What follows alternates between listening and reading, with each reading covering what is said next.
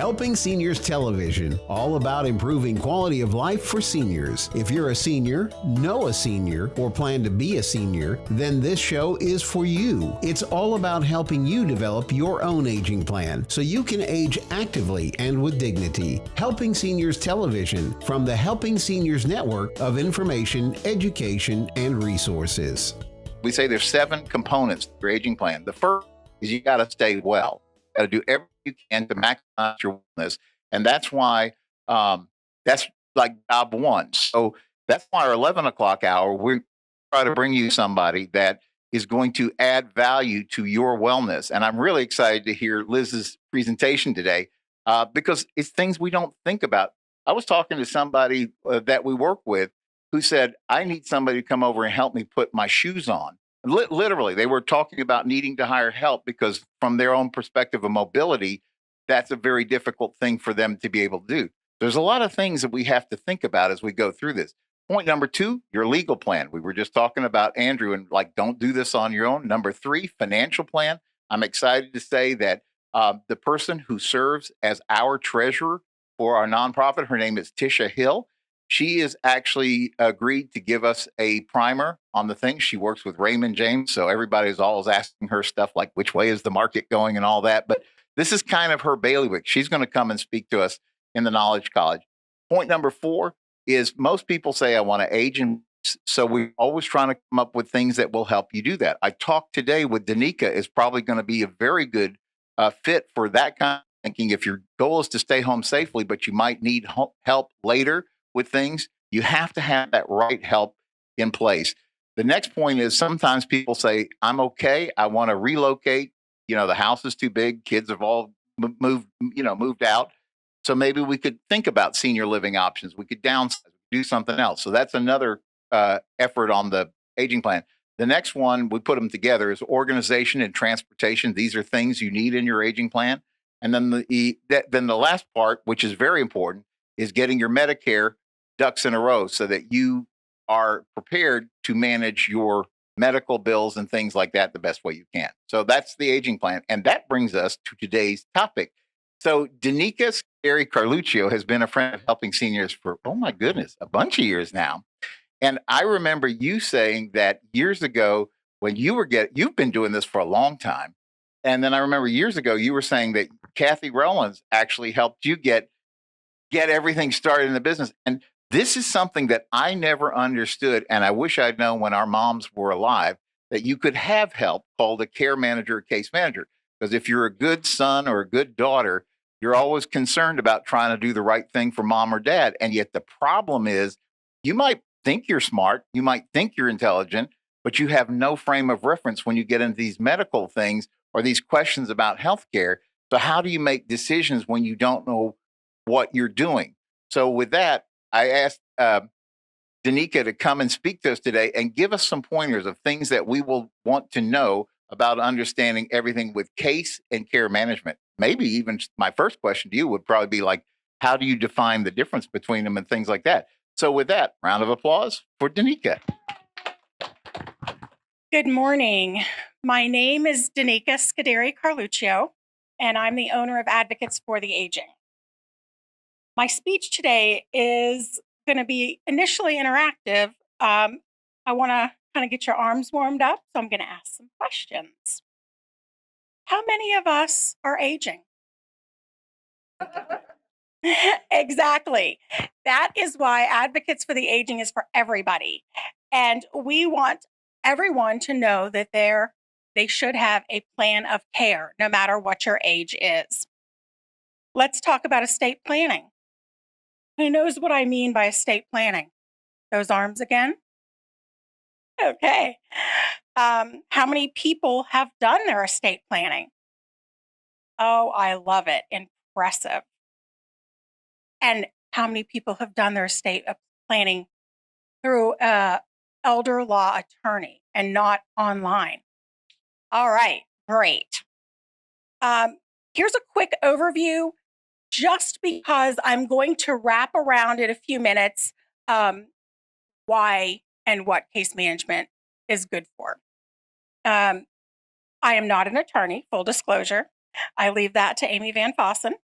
But I have the experience to be able to talk about these documents because not only am I a designee in a lot of documents, but I have also walked families through many experiences to educate them on how to execute the plan since they are a designee.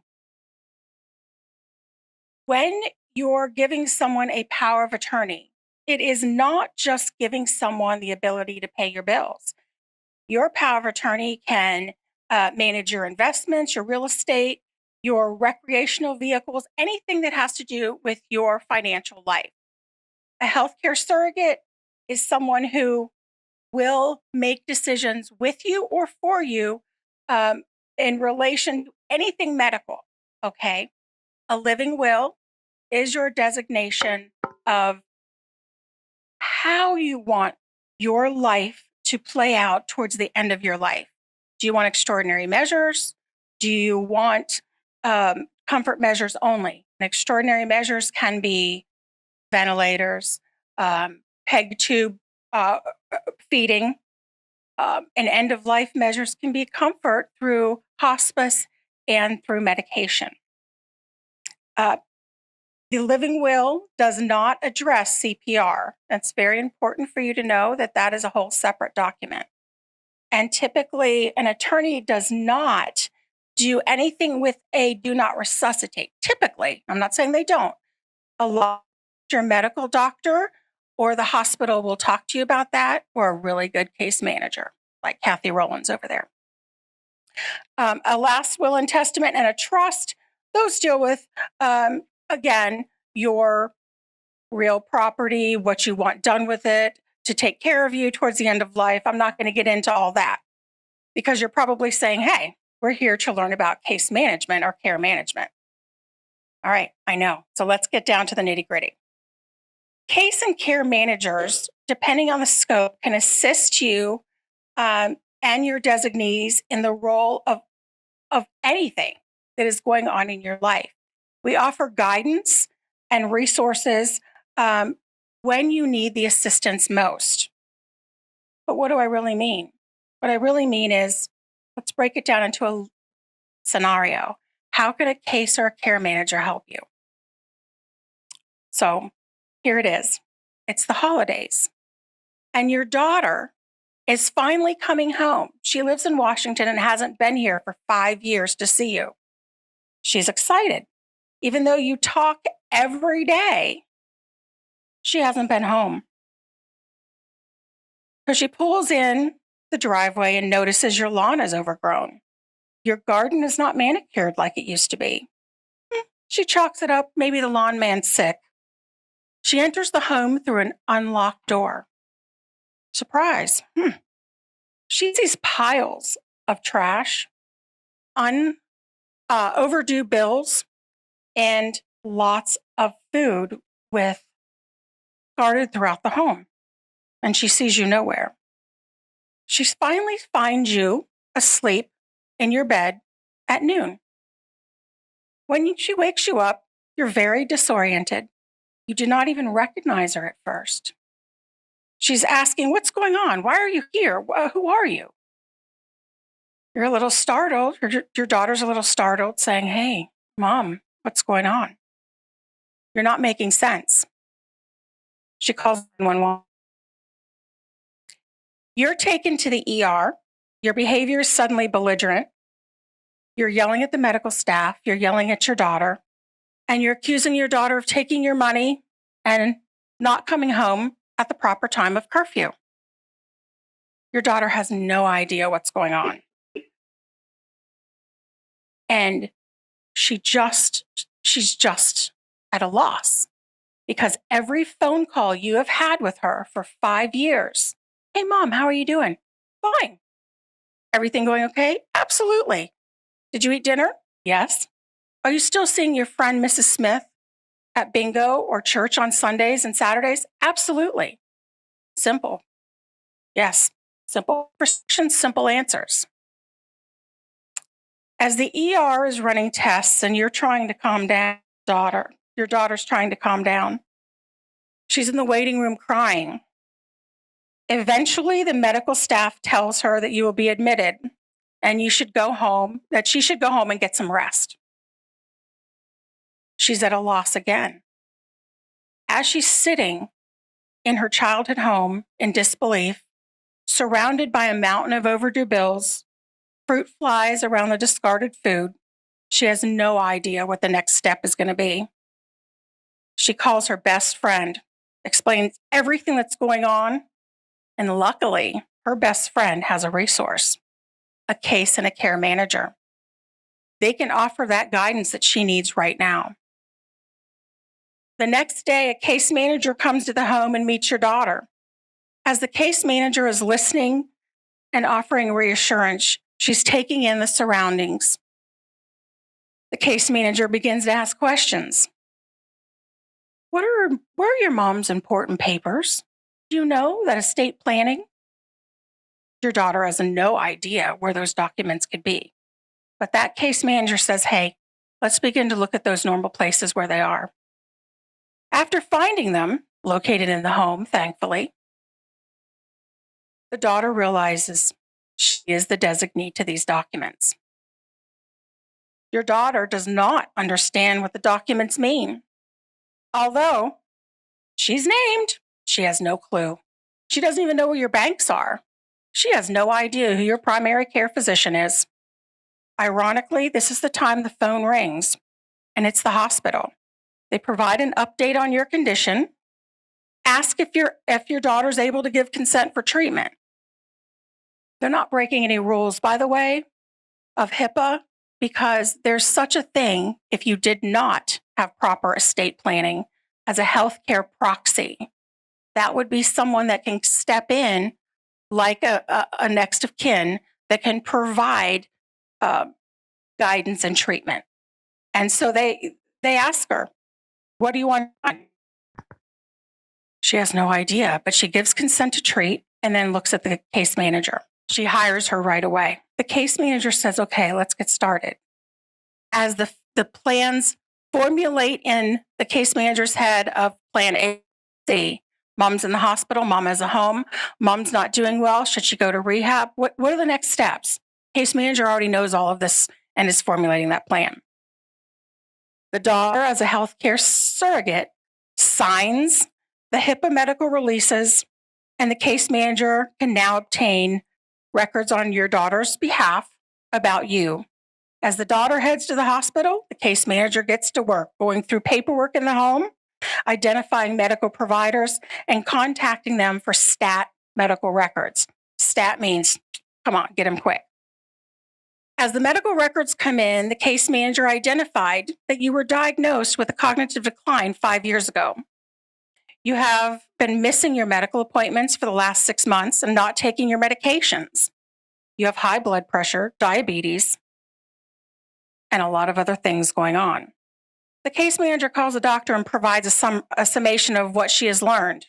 The hospital already knows your medical diagnoses, but what they don't know is the condition of your home, the missed appointments, the missed medication, and all of the rest of the things that may seem like little nothing, but it's huge when you look at the big picture. This is important insight that you, as a case manager, we as a case manager just provided your daughter. As a case manager, now we have had the opportunity to go through the entire home, the paperwork. Our property managers have gotten rid of some of the mess. The case manager identified your banks, given the information to the daughter, instructed her to take that power of attorney and put them on file with the banks so your daughter can begin to pay all of those past due bills and access your funds. In the interim, the hospital's been calling. You've been in the hospital now for a few days and they need a discharge plan. Obviously, your daughter has to go back to Washington. She has to take care of you, and she does not have a full picture of your finances yet, and she does not understand what your insurance covers. And what do you mean a discharge plan? Home? The hospital wants you discharged tomorrow. Tomorrow? Again, your daughter's in a panic. She has no idea the resources and what the next steps are. Luckily, she has a case manager or a care manager on her side who's already formulated, like I said, multiple scenarios and multiple plans to be able to and make the appropriate with. The case manager explains to your daughter the various options of rehabilitation facilities, discusses insurance coverage, and offers some guidance. Thank you. As the daughter leaves for Washington to return to her job, she feels a bit of relief because she has someone local to check on you, to work on the various care plans, and to get the house in order just in case you're going to come back home. Flash forward a few months. Your daughter has a great grip on your finances, bless you. You have the ability to return home. The caregivers are in place. Nurse case managers are visiting and coordinating your medical appointments and medication and making sure your life is as quality full as possible. I wanted to give a specific personal story that happens quite often, because those are the ones that hit home. A seasoned case manager has pretty much experienced all types of challenges related to care, money, faith and discord, decisions on the fly, trying to find out what's next. We've experienced it all if we're seasoned. Case managers are a wonderful resource to have in your back pocket or your designee's back pocket to ensure that you have the ability to have a great care plan, a quality full chapter of your life, and they're ongoing. In Brevard County, you're really lucky. We have a lot of great case managers. You have choices. You have the opportunity now to vet those case managers and make sure that they fit your plan, your lifestyle. Do you get along with them? Do you like their sense of humor? Do you not like them? Make the decision now while you can and educate your designees to do the same. Case managers should really be as important as completing your estate planning documents. And I'm working on trying to make that happen as we do add quality. And there are a lot of options for care with the resources that we're aware of in our community and the knowledge that we have. The cost of case managers, hold your hearts, could be upwards of $125 an hour. However, the average is about $90 an hour. Still sounds like a lot? I don't know. They're helping your life. Typically, a case manager bills in segments of 6 to 15 minutes at a time. If you have a long-term care policy, sometimes those long-term care policies are covered by, our case management is covered by long-term care policies. You'll hear the word case and care manager a lot while you're in the hospitals, through your insurance, while you're in rehab. Those care and case managers, their role stops once you exit that building or exit that plan. A community case manager like myself and Karen and Kathy Rollins, we don't have borders like that. We are open. We follow the community. No matter where you are, we're going to follow you. We don't stop and we don't have perimeters. So wherever you are, we're going to have those resources to help you. Our knowledge is vast as case managers. Our resources are many. And we are, like I said, not bound by the perimeters of a building or a job title such as hospital case manager, although they're wonderful. I want to make sure, as I know other case and care managers do, that as everybody ages, we have good, solid plans. Your designees know about you. Not just that you've named them, but what to do with those designations. That's part of your plan. And a care and case manager can help you with that. Thank you for the opportunity to speak with you today. Any questions? Could you just share a little bit more? Because I have a feeling it's way more common than any of us realize. So out of all the years that you've been in business, how many times have you gone into what percentage of times that you go into a home? Is it, I'm going to say, a disaster? Well, I would say that when I am called and it's a crisis situation, probably about, and Andrew, you have been a case manager. Kathy, you are one. And Karen, I would say it's 80% of the time you're going to find disarray, maybe not the mess that I described, but some kind of disaster happening in that home or behind those doors that you need to address quickly. Am I accurate about 80% of the time?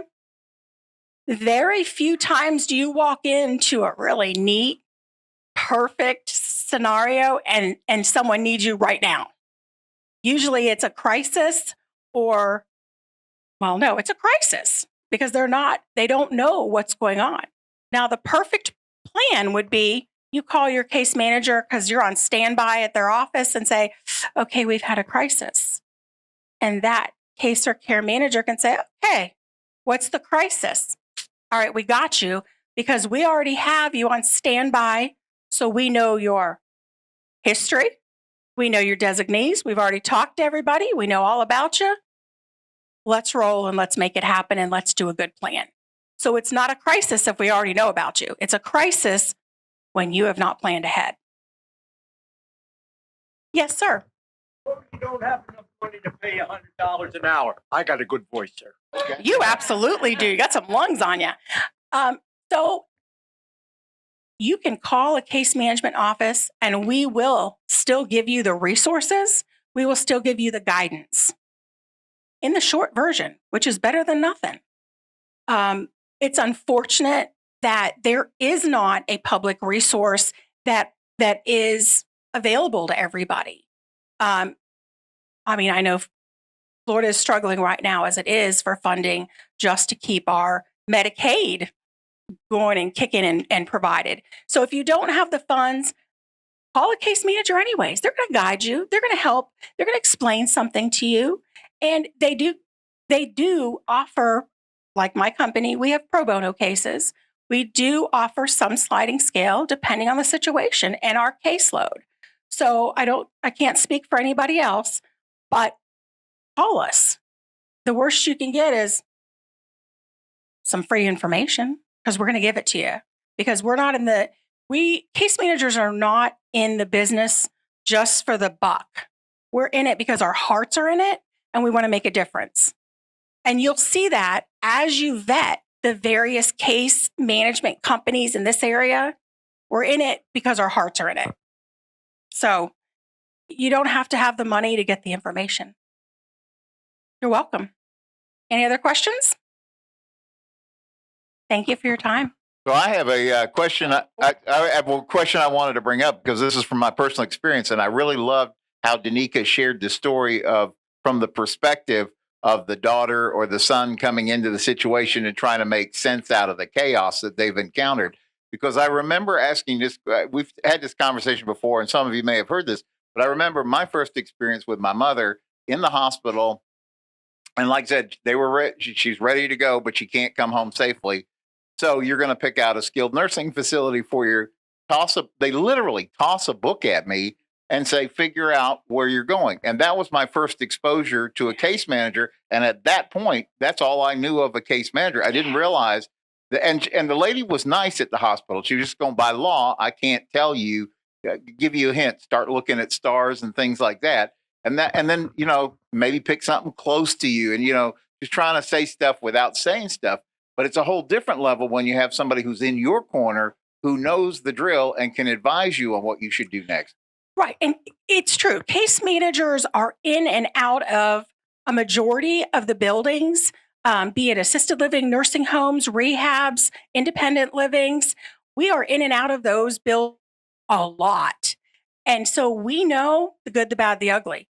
And believe me, they change. Someone could be great for a year and all of a sudden management changes. And what happens? The facility goes, whoosh. We're going to be there and we're going to give you that proper information and say, nah, we want to go here. That book that you got from the case manager in the hospital is great. It's a resource, but you want to be in the now and know who's going to provide you with the care you need now. Who's the best for a broken hip in therapy? Who's the best for ankle? What have you? Fun with microphones. I'm just sucking the energy out of these things.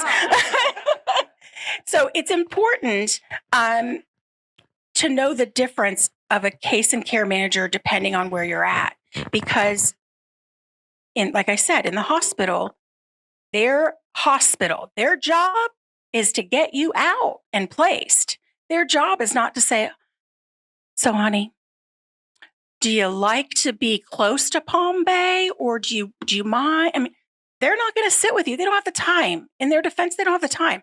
We do. It's our job to say, hey, I know that you want this, this, and this. And for your wife, who's also 89, to be able to visit you every day because she's going to give you hope and move to get your therapy done. We need to be in these 3 facilities, and they're pretty darn good. So that is really will help every step of the way from to keeping you home. We will make sure that you're in the proper place. I'm Joe Steckler. Thank you for joining our program today. I'd like to remind you that our senior information line is available to you at 321-473-7770. There you can get help and direction that could be helpful for your specific situation or circumstances. The work of helping seniors is very important, but we can't do it alone. That is why our sponsors here in Brevard County are so important. I'd like to thank our many area sponsors, businesses, and medical providers who support the mission of helping seniors that help us carry the cost of our media efforts. If you'd like to join us either as a business partner or simply donate as an individual, we welcome your call at 321-473-7770. You are always welcome to visit our website at www.helpingseniors.brevard.org. Thanks so much for your help. It does make a difference.